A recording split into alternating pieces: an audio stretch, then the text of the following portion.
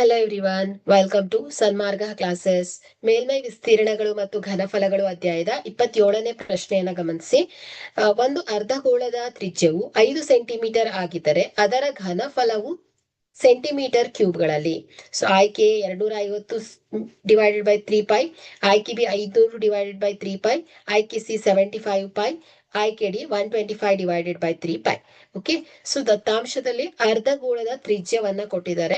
R is equal to 5 centimetre. So ಇಲ್ಲಿ ಅರ್ಧಗೋಳದ ಘನಫಲದ ಸೂತ್ರ V is equal to 2/3 pi R cube.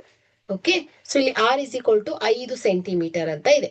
So V is equal to 2/3 into pi into 5⁻3.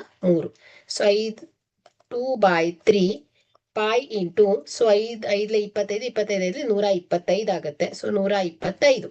So V is equal to, so 125 into 2 ಮಾಡಿದ್ರೆ 250 divided by 3 pi centimetre cube ಆಗುತ್ತೆ. Okay, ಹಾಗಾದ್ರೆ ಇದರ ಘನಫಲ centimetre ಕ್ಯೂಬ್ಗಳಲ್ಲಿ ಏನಾಗುತ್ತೆ ಹೇಳಿ, 250 ಬೈ 3 ಪೈ ಸೆಂಟಿಮೀಟರ್ ಕ್ಯೂಬ್.